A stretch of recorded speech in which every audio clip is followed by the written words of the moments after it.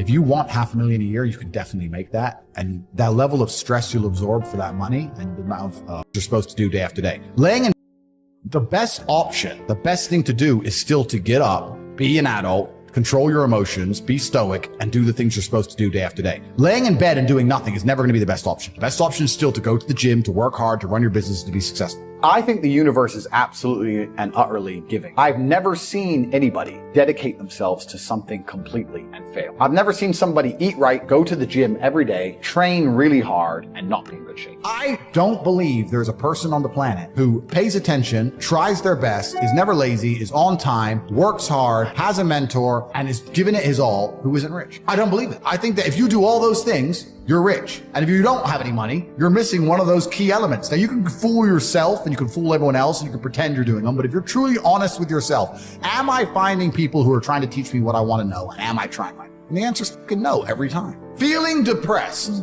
is real. Depression as a disease, I do not subscribe to. The idea, I believe, that if you feel depressed, something is depressing you, and you should try your best to fix it. You should take control of your life and do your best. The idea, but they don't say that. They don't talk that. They say depression like it's this magic thing that comes out the sky and it gets in your brain. You're sad no matter what. There's nothing you can do about it and you need to only take pills. And I think that's a very bad way to look at the world. And that's a bad idea to subscribe to. And if you start to feel depressed, let's say your girl leaves you and you start to feel depressed, but you believe in the idea of depression, you're now going to start diagnosing yourself as clinically depressed, self-hypnosing yourself into hypnotizing yourself into being clinically depressed.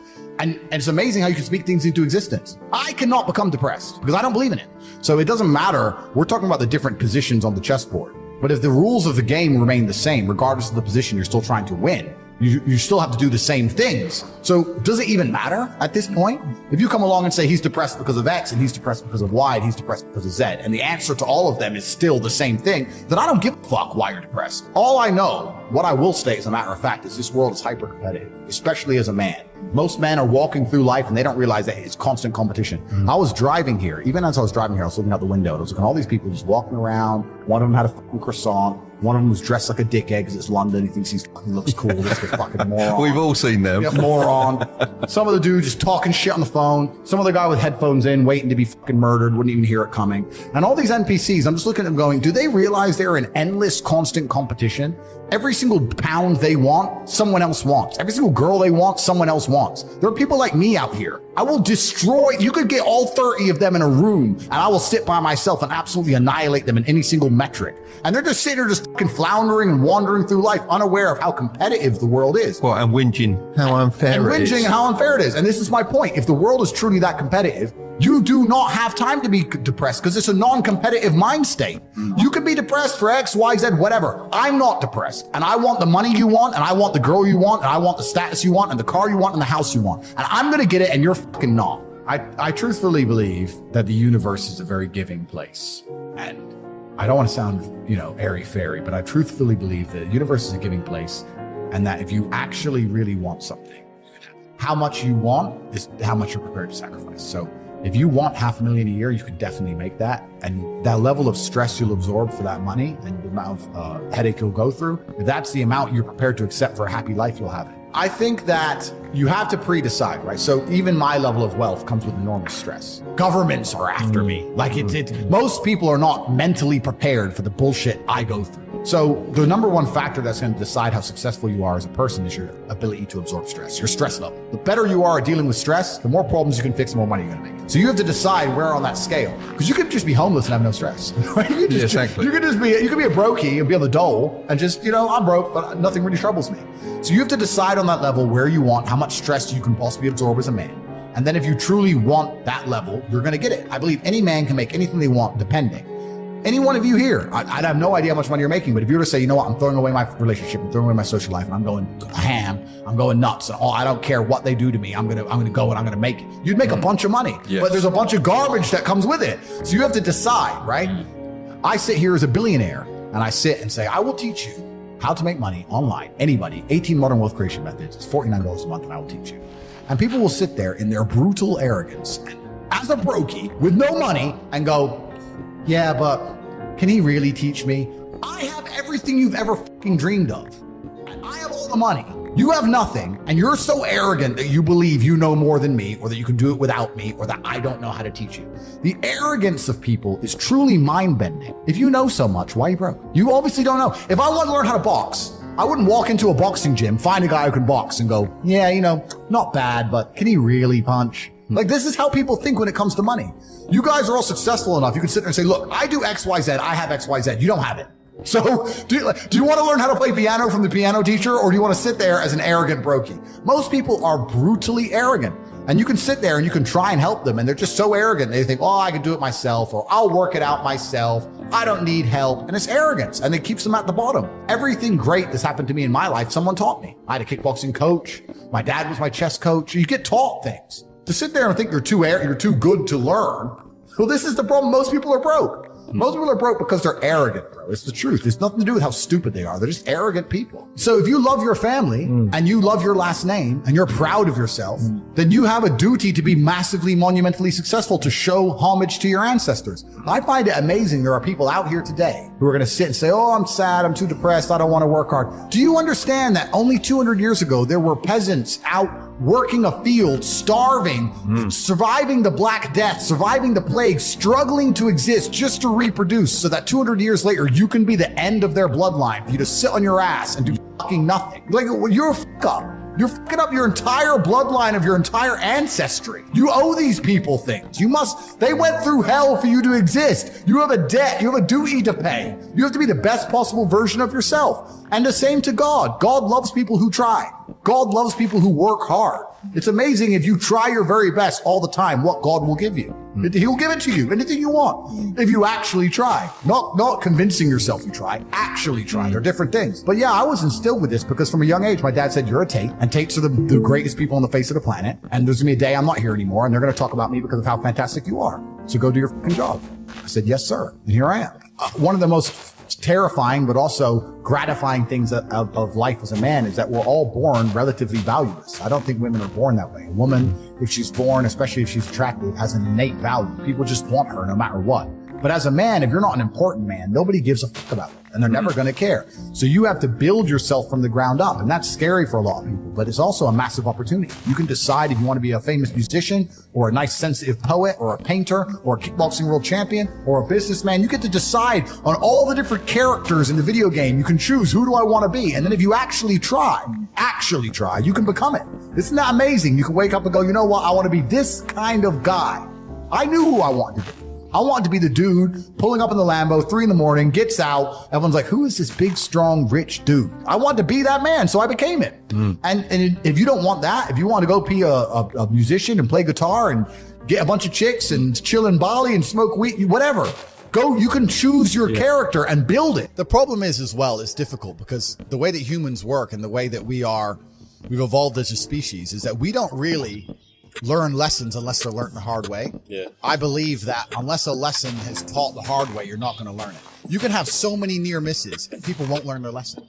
Bro, you must know a guy who goes out there, nearly crashes his car, doesn't slow his ass down till he wrecks it. Yeah. Like, this is how people are, right? So you need that pain for the lesson to sting enough to really genuinely go inside of your mind. And it's the same with everything. It's the same with driving a car or business. Truthfully, if you want to learn a lesson about business, you're going to have to suffer at some point, right? So we always say that most people are not successful with their first companies, X, Y, Z, blah, blah, blah. I get that. The truth is, there's a lot of people that make a lot of money with their first company, but they just spunk it, act an idiot, and it all blows up in their face. And that's how you get the discipline on your fourth company, that when you have 3 million in the bank, you just leave it there. You know, and don't be done with it. So you need to go through some pain. You need to experience some negative things. You need to have to a degree some trauma to really even learn any lessons. So that you make sure it doesn't happen again. I really think that humans are stupid enough to only learn the hard way. That's kind of how it works. The saying, if you know what you have, you ain't got much. That is completely. Yeah. I don't have a clue how much money.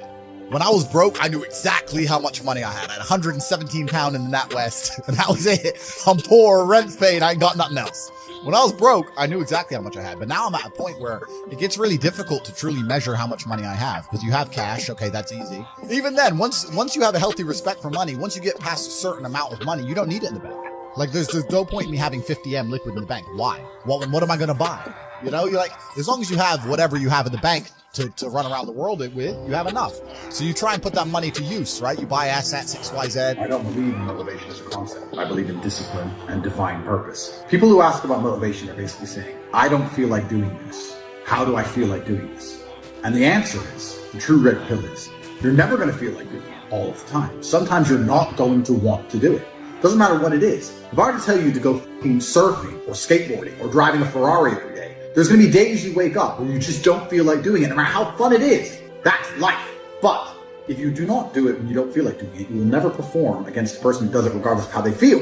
You have to make a decision. Forget about the idea of motivation. Forget about the concept of it. Throw it away and decide who you are. And this is a genuine task for you all to complete. Go look in the mirror, look into your own eyes and decide, am I a fucking loser or am I a winner? Because if you're only going to do what you feel like doing, you are a loser. That is the definition of a loser. A man who only does what he feels like doing is going to lose against the people who perform regardless. If you lose, what are you? A fucking loser. I decided I was a winner, and I knew what it took to win. To win, I have to perform day after day, so I decided I'm going to do this every day, regardless of how I feel. Some days I'll enjoy it, some days I won't, some days it'll be fun, some days it won't. But I'm going to do it every single day to the best of my ability. I will not allow my emotional state to affect my actions. That's what winners do. And you've agreed to fight on the 13th of July. That day comes around. You might feel like fighting. You might feel like kicking someone's ass. You might not feel like fighting. You might be a little bit sick. But it's the day. The arena's booked. You have to fight. So you don't get to say, well, I don't feel like it now. You don't get to lose and tell people, well, I didn't feel like it on that day. You just have to do it. You have to be good enough on your worst day to beat your opponent on his best day. It might be your worst day, it might be his best day. You still have to fight. You still have to win. That's the game. So if people ask me about motivation, I make it very clear. I say, listen, motivation has nothing to do with any of this. This is about who you are. It's about your purpose, your divine purpose given to you, dictated by God. Are you the kind of person who lives a life worth living, or are you a fucking loser? Now, watching this, there's going to be some of you which fall into each category. You're not all winners. You're in the right place. But some of you are probably still lazy losers. That's the reality. I made the choice to do it all. For 10 years of my life, I was never comfortable because I put myself through hell. I put myself through hell because I decided to throw comfort away. Men think it's okay to just become comfortable now. You're not supposed to be comfortable. You were never evolved to be comfortable. You're supposed to be uncomfortable. If you were born 100 years ago and it was the 1920s, you'd be in some ditch in northern France, living in the fucking mud, hoping not to get killed by a random sniper in some bullshit war you barely understand for 4 years. Then you'd come home and hope your wife hasn't been bombed. That's the world. The world has become exceptionally easy for a lot of men. It used to be a different place. Most men were cannon fodder. Most of us would have ended up in wars, dying for fucking no reason. And me as a man, when I put myself through hell, when I have had such exacting, such stringent standards for myself, why would I then have less exacting, stringent standards on the people I meet? Why would I put myself through hell to be me and then meet someone who didn't put themselves through hell and then treat them like my equal? No, fuck you. I suffered when you didn't. So you're not my equal because you decided not to suffer. You have enjoyed comfort when I haven't, and that's fine, but don't expect me to look at you as my equal because you're not. I'll snap your fucking neck. I can never be depressed if I never slow down. Speed is extremely important. Speed defies gravity. How does a plane fly through the air and defy gravity? Speed. It's moving too fast to fall. If you're always attacking life, if you're always doing things, if you're always making more money, if you're always traveling the world, doing this, doing that, new car, here, there, new podcast, meeting James English, boom, boom, boom. You know, if you're always doing things all the time, unhappiness can't catch you. But I also know that speed is a fantastic way to be happy all the time. I'm always looking forward to something. I wake up every day excited. I'll go do this today. I'll go do this today. I'll go do this today. And I very much live my life in a frame of, no, I have to do this. It's very much I get to do this. There's another thing that a lot of people make a mistake with when I talk to them. Like, I have to go to work today. Change your language. I get to go to work today. Imagine you had no job. It'd be worse, right? Because otherwise you wouldn't be working. So you get to go to work. I have to fix the car. At least you have a car. You get to fix your car. Most people don't got one. I have to go get the kids. You get to go get the kids because you have these beautiful children who love you. If we were still in the animal kingdom, the lions that you see on TV, they weren't just born big lions. They had to fight other lions. They had to fight to get that antelope. They had to fight other animals, hyenas, jackals. They had to fight to be the boss. We live in a comfortable world now where people think, oh, it doesn't matter. It doesn't matter. But you know what? To some degree, it does matter. It does matter. And I'll tell you who it matters to. It matters to your soul and it matters to God. I stand in the mirror with a pure heart. I know I am the best version of me that could possibly ever exist. I know that God is proud of me. There's nothing that God hates more than sloth and laziness. If God were to create a man and that man were to sit around and do all, God will frown upon you. It's why you're never lucky. If you're listening to this and you think I'm never lucky, I'll tell you why, because God dislikes you because you're fucking lazy. Start to work. Start to show God the beauty of his own creations. You'd be amazed how lucky you'll become. Wow. God is unhappy with these people. And inside their hearts, they're unhappy. We talk about depression, anxiety, all those things you mentioned earlier on this podcast. That comes from self-loathing. You loathe your own weakness. You loathe your own laziness. This is what all of these things are. I don't feel depression. How can I feel depression when I'm the most powerful version of me that I could ever fucking be? How can I feel depression when I could squeeze my own hand hard enough to break my own bones? How can I feel depression when I've smashed and destroyed 68 people's faces in front of me? Men who thought they could test me in fair combat. How can I feel depressed? It's impossible. This is what the beautiful thing about being a man is, right? It's because being a man is difficult. It's so much harder than being a woman. Being a man is hard mode. But just like you play the video game on hard mode, when you win, you get a higher score. There is no better existence than a top tier male. I think that most people failing in life know very well they're failing. And it doesn't matter what avatar you decide to absorb or who you decide to be. You can decide to be it and you know true in your heart if you're giving 100% of your energy towards becoming it or not. Doesn't matter if you want to become a famous musician. Doesn't matter if you want to become a bodybuilder. Doesn't matter if you want to become a pro fighter. Doesn't matter what you want to be. You know in your heart if you're actually trying or not. You have to decide what you want to be and try and become it. And a lot of the people who are genuinely unhappy or miserable in their hearts know they're not trying to. I actually believe, and this is another thing I'll say, I believe the universe is very giving. I think the universe and God himself is very giving. I've yet to meet somebody in all my years who's genuinely giving 100% of themselves day after day, doesn't snake anyone, firm handshake, look you in the eye, doesn't lie to nobody, and tries 100% and doesn't get what they want. I've never seen it. Every single person who doesn't have what they want, there's something in their story that doesn't quite add up. I've yet to see some guy who, have you ever seen a guy who eats right, who trains his ass off, and never misses a gym session, ever, not bro. It's just, that's the way the universe works, right? So if you're truly about it, and you're truly trying your absolute best, you're going to do it. And that's what I believe. I believe the universe is extremely giving. So when I meet somebody and they go, I really wanted this and I don't have it, I say, you didn't really want it. I think we're here to struggle. I think we're here to go through pain. That's how I wake up each day and go, what can I attack? What problem can I solve? And look at history. Why did Genghis Khan wake up and want to conquer the whole world? Why did Napoleon conquer the world? Why did Alexander the Great conquer the world? Milk. You just wake up and just say, give me this, give me that. I want all of it. I need to, there's an army there. They're really big. We're better. It's intrinsic. Yeah. You need to go and conquer. That's the purpose of life. Because if you don't struggle, you don't learn. Yeah. God created us to learn and understand ourselves and understand other people and understand the world. And what did I say earlier? I said that you don't learn a lesson or you don't appreciate something without pain. Without pain. So you have to struggle to learn anything. There's only two ways to learn things, the hard way or the harder way. If you're smart, you can learn the hard way. But in my experience, 99% of the planet only learn the hardest possible way. If the lesson's even 85% effective, they'll make the same mistake. It's only when they completely decimate and destroy an element of their life that they sit there and go, oops, now I get it. No. That's how it goes. How much money you make. If you're a bad person, you're not going to feel happy. I don't care how much money you make. If you snake people or lie to people or do bad to people, you're never going to feel happy true deep in your heart. True in your heart, we're intrinsically designed to do right and do good. And that's something that God gave us. And when you have that, you understand that that's more important than anything else. So these people who are up here promoting degeneracy, saying, take Percocets and bang girls and drink vodka and you're going to be, going to be great. I drink. I'm not saying I don't drink, but that's not my message, right? Yeah. And those people are never truly happy, and they're trying to purport that and convince people to do the same, so that the whole populace is never truly happy. And like I said, now we go in circles. We've already discussed why they don't want us to be happy. Exactly, so that's why. And you want to feel content, and you want to feel stable inside of yourself. You need to live true to God. And I'm not saying you can't drink a little bit of alcohol or not party or not have a little bit of fun. But you have to be a good person. You have to balance life. You have to balance life. You have to be a good person overall. I know I'm a good person, and when the Matrix is trying to convince the world that I'm not, that just proves even further that I'm a good person. The world we now live in today, when the mass media machine is trying to tell you somebody is evil, you can know pretty well that person's probably good, and vice versa. Like, there's a reason they are trying so hard to convince people to ignore their own ears. People listen to my message and go, that's a positive message. And the media exchange is going, no, it's not positive. He's bad.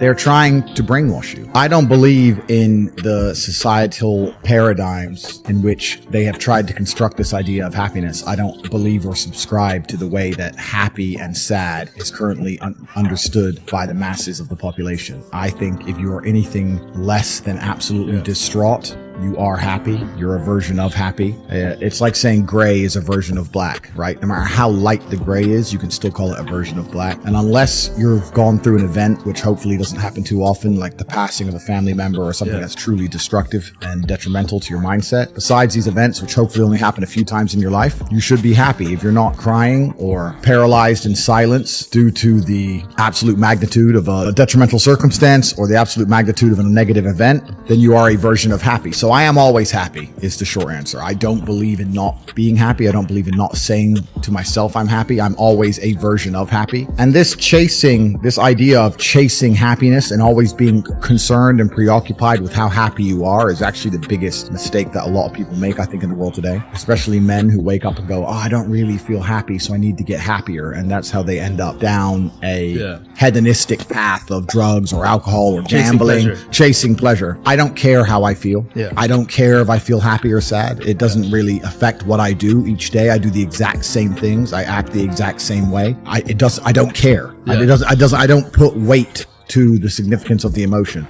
So I always consider myself a happy person, but if I woke up and I was slightly less happy one day than another, it wouldn't affect anything I do and I wouldn't put any relevance to it. I'm human and that's life. And so am I any happier now that I have hundreds of millions of dollars than before I was broke? But I was never unhappy. I'm the same state that I was then that I am now. I have work to do and I will do it. It's as simple as that. Well, also, there's no light without dark, and there's no joy without pain. You can't have a rainbow without a little rain. Exactly. And no matter how hard you chase pleasure and happiness, there's going to be dips and troughs in between. There's going to be come downs and downtrends, and you're going to have the juxtaposition between that time you were laughing your head off and acting giddish like a child and the time that you feel depressed as such. And I think it's much better to just adopt a very disciplined, stoic mindset. I'm always the same base level of happy regardless. If I lost all of my money today, I would be the same happy. If my net worth quadrupled, I'd be the same happiness. As long as I am alive, which is a struggle, unfortunately, in the current climate, but as long as I'm alive and the people I care about and love are alive, and as long as God gives me the honor of doing my duties and providing for the people I care about, as long as I get to wake up and know that there's a whole bunch of people in the world who need me and I get to work hard to please them and do good for society and good for the world, then I'm a vessel of God and I'm happy enough to survive. That's all I look at it as. I don't ever consider how do I feel. That doesn't cross my mind. I have things to do.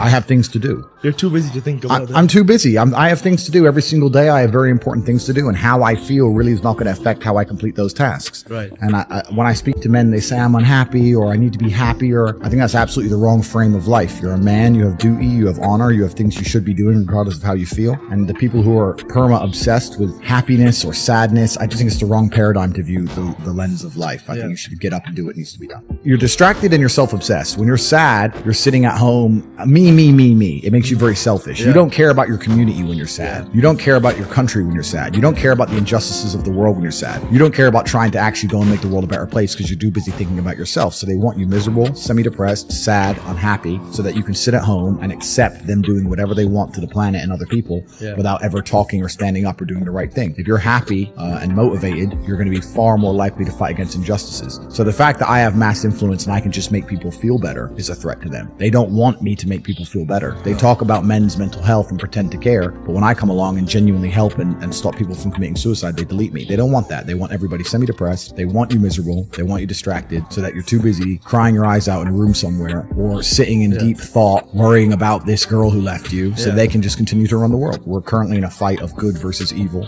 It's genuinely that serious. This is whether it's the Bible or the Quran or any superhero movie, this is the battle of good versus evil. And anybody who's sitting who doesn't see that every armed conflict on the planet, the conflict for our minds, the way the Matrix is attempting to control us, this is genuinely a battle of God versus Satan. And if you think that you can just sit idly by while these two titans go to war and you're not going to end up caught up in the crossfire, then you're absolutely and utterly ignorant at best, a coward at worst, and I think it's most likely cowardice. We're in the middle of the greatest battle that humankind has ever faced, and unless people stand up and actually try and fight hard for good and for God. The reason I talk about not to tell people I've had a hard life It's to make it clear to people who are complaining about their own life that the bad things that are happening are what you need to become the man that you want to be.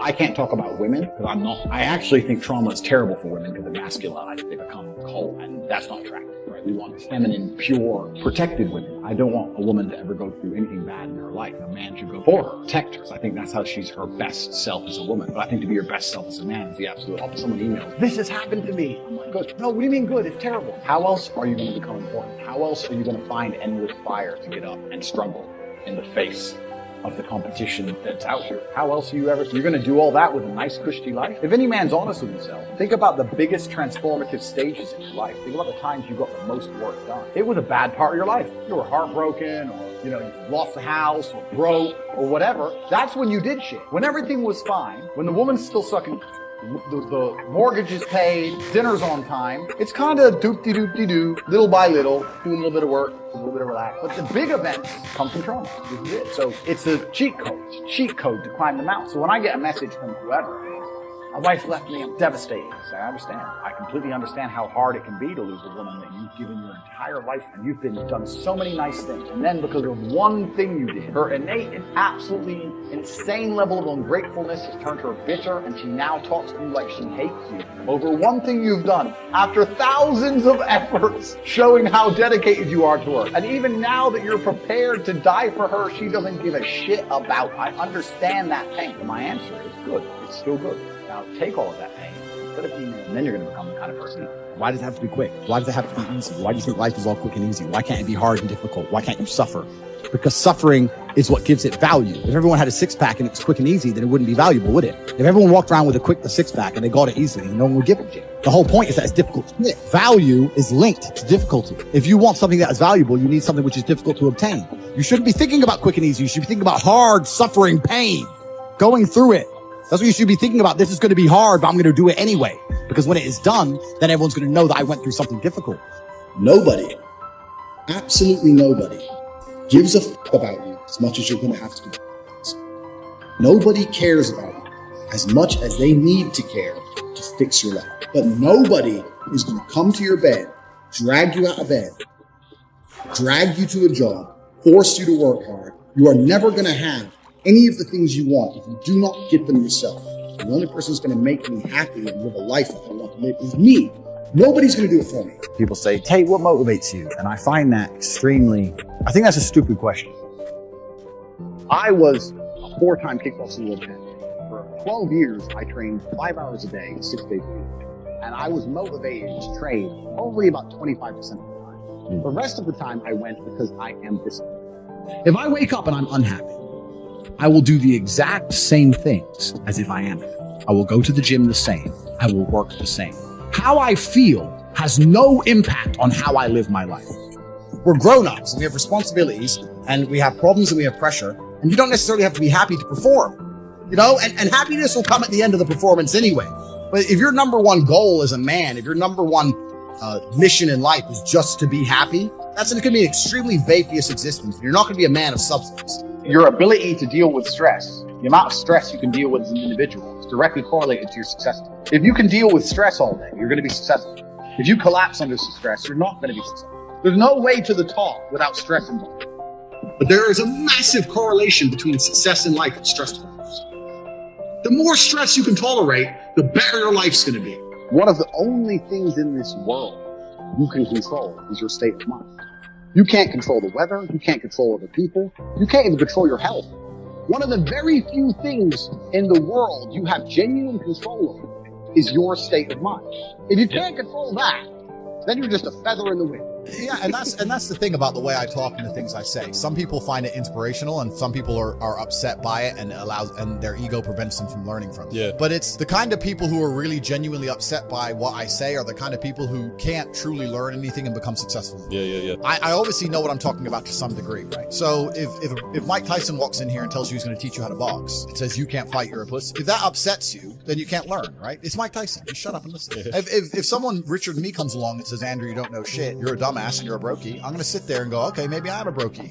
Elon, tell me something, right? I'll listen. But if you're going to sit there and go, don't call me names and then I not listen, you're never going to get anywhere, right? You don't become the master unless you're very, very good at being a student. And I've always been very, very good at knowing when to shut up. If you're going to sit there and go, I don't want to work more than an hour a day, well, the guy who does want to work more than an hour a day is going to beat you. And no matter how smart you are, there's always a smart dude who's doing the same smart work you are for more hours than you're doing it. That's just the nature of the game. Get up off your ass and work first. Because there's no such thing as completely, truly 100% passive. You're going to have to check on it. You have to maintain it. You're going to have to find a new tenant for that property. You're going to have to make sure that DeFi crypto farm you're in is you're always going to have to keep an eye on it, right? But the idea that people with no money are already so concerned with making money without work is amazing to me. At UBC Solder, we don't just have mountain views. We have a global perspective, one that will teach you best practices, but more importantly, how to invent better.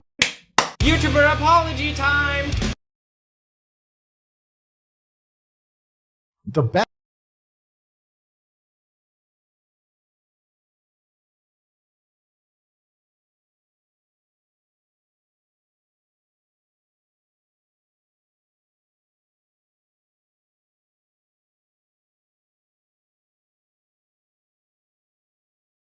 Well, from a networking standpoint, the number one thing you have to remember, because people can see it as two men competing against each other, or you can see it as two men within the same house getting stronger and pushing each other to become stronger. If you can't motivate yourself to do it, fuck you. Sorry, it's the way I feel.